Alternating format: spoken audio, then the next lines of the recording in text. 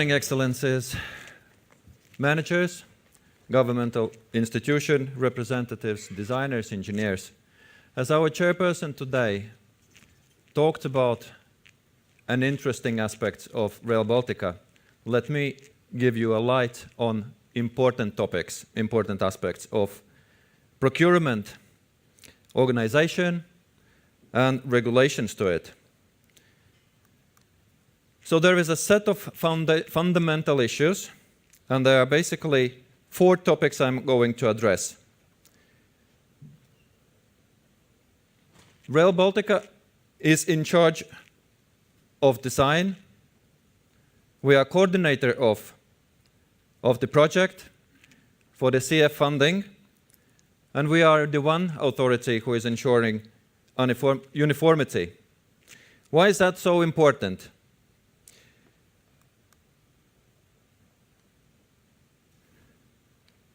Yep, there is some. That's how it should be here. Complexity is the word of 2016.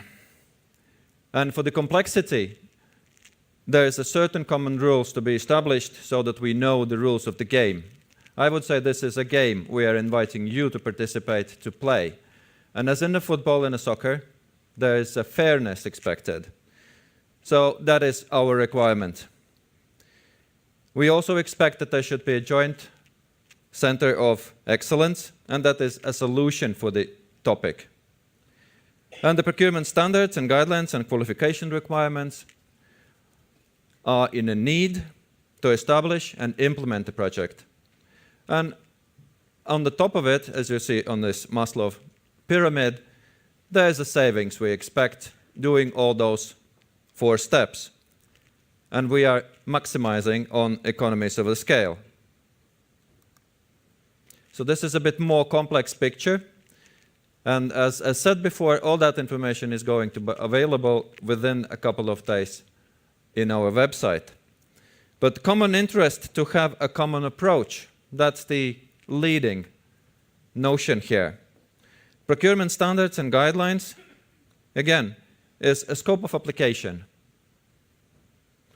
Principles of procurement activities, supplier code of conduct, and our code of conduct as an authority leading the process. So let me right away jump into that topic.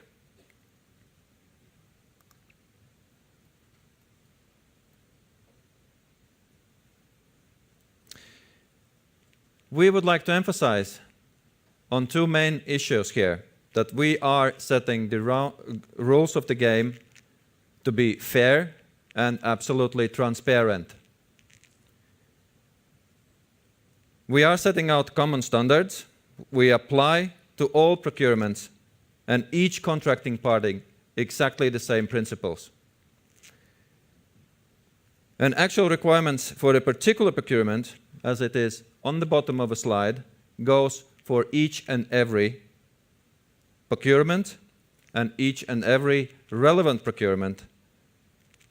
The requirements might be slightly different, but that applies.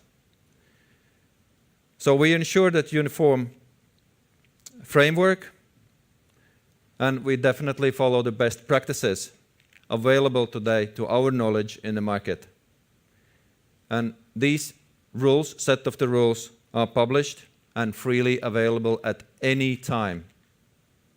If you have difficulties on finding them, contact me personally, and I will make sure that you have them in due time.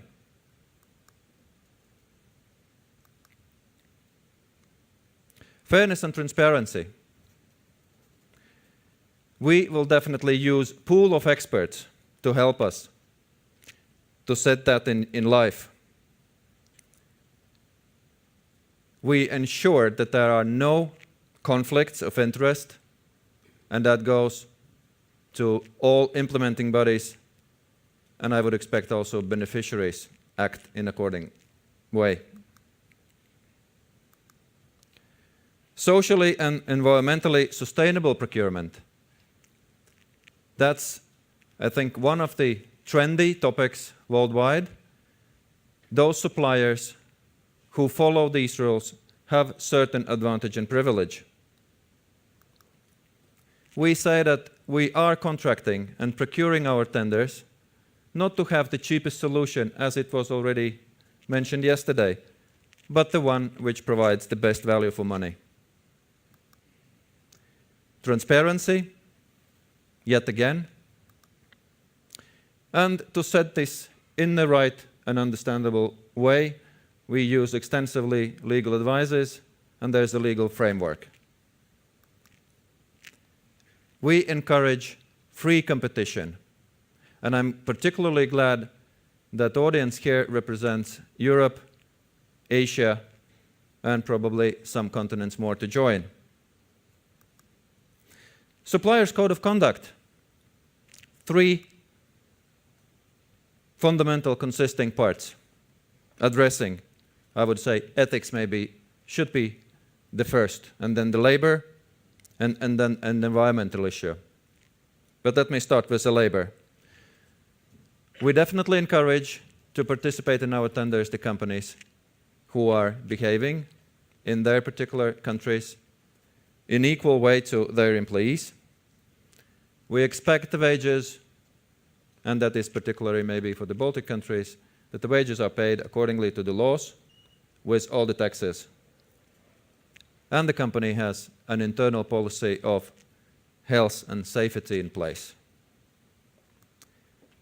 On the environmental issue, again, friendly technologies, we are running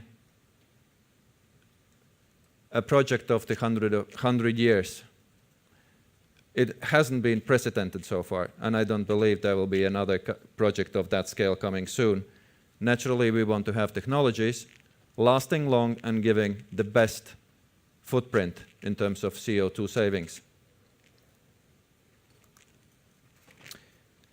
Corruption, conflict of interest is no place in this project. There will be a set of documents available stipulating this, also addressing availability or giving, presenting gifts or hosting events. That goes both ways. There is certain post-employment restriction and the ways how do we select business partners. Then very simple, minimum requirements. One should say, okay, if I am following all mentioned before aspects, why should be something else? And this is a kind of a rule of a thumb or five-finger topic.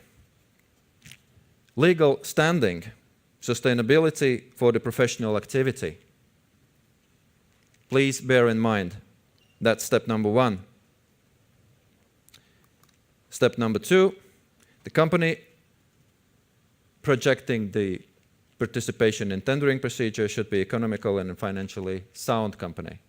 And there is again a certain regulation or stipulation, what do we understand by that? Step 3, technical and professional ability. So we expect bidders have a professional competence within a company. And then next 2 are addressing standards. Quality standards and environmental standards. So ISO is the one we took as an example or baseline, but any compliance standard to ISO or equal to it is qualifying as well.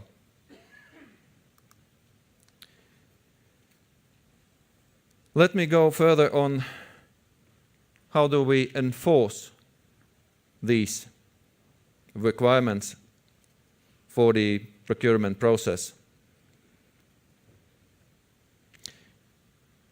Keep in mind that we retain the right for the audit, unexpected audit. So one could say that could be the dawn raid. It won't be that ugly, but we might be coming and expecting how the company is proceeding with promised construction framework and timeline. That's how we will enforce it. We will have zero tolerance to bribery, corruption, and cartels. So the participant, the bidder, can be immediately disqualified from the tendering procedure or from the execution process even. And again, it's all covered by the laws and regulations Rail Baltica is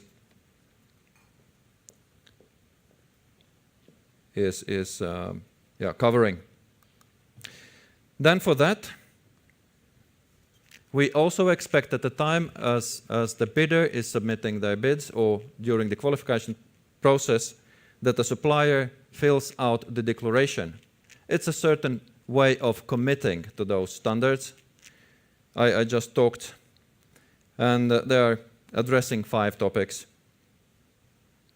It's a good practice. I think you are aware of that. That instantly puts kind of avoidance on the corruption and conflict of interest. This document should be naturally signed by supplier. And most importantly, this goes to every possible sub-supplier. If there is a consortium envisaged, then the main contractor should ensure that the same applies to each and every consortium partner. Procurement process itself, there's a certain, and that's a complexity now we are again addressing. Procurement split. Procurement split. 3 main pillars. Rail procurement, RB rail procurement, consolidated procurement, and supervised but national procurement. Let me start with RB rail procurement. So on the left, you see the activities covered by this procurement, and on the right, you see who are the beneficiaries. So why it is important to have RB Rail governing this procurement and even the latter 2, which I'm going to talk in a minute, is to again ensure the uniformity and consistency of the track we are building, for instance, and essential key points alongside the track. Procurement organization, setting common guidelines, templates, requirements, procurement publication. We chair the procurement committee, and in the procurement, RB Rail is in charge. Our committee takes 100% of a charge or responsibility. If we look on consolidated procurement part, again, you see on the left what activities are covered. I'm not going to read them through. The difference here is that the procurement committee provided by RB Rail is 50% plus 1, so ensuring light majority. Again, we would like to retain the right of supervising and kind of superficially controlling what's going on. Again, to ensure the uniformity of the project and consistency of the project implementation. Control and auditing, again, unexpected visits, apply here. The next is national procurement. And here I think you can see that the majority goes in the committee for the beneficiaries. We would like to be present as a minimum 1 voice, which is a slight mistake on this slide. Again, just to have an understanding at which stage the process is, how it is proceeding with the time frame. But the same concept applies, that the common guidelines and templates requirement also apply in this section, national procurement.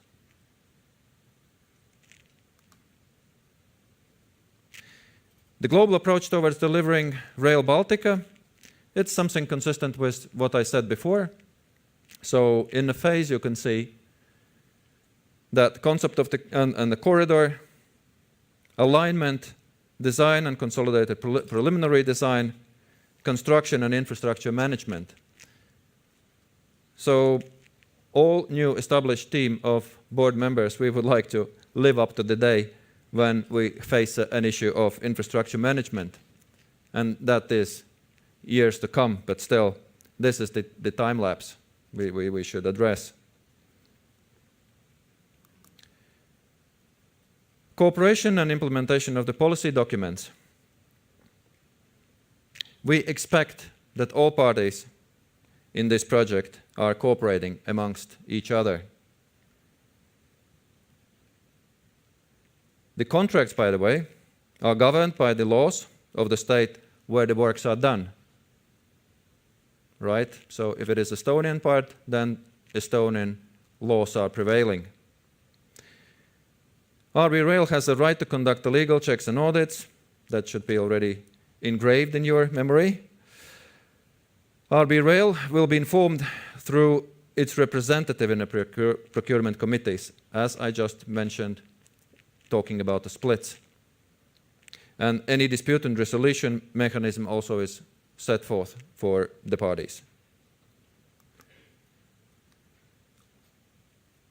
The materials are available on our website, railbaltica.org.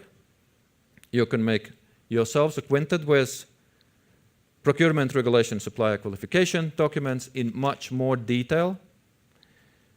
The codes of conduct are also there for both suppliers and contracting authority, as well as the complete set of the minimum set of requirements for the suppliers. Very, very detailed documentation. It would take more than a couple of hours to debrief, so therefore I encourage you to go to the website, download, print it, read it, mark it, and memorize. So I would say here that my presentation is over, and considering that there are Far East representatives, should be there 2 lines more saying "she" and "arigato mas."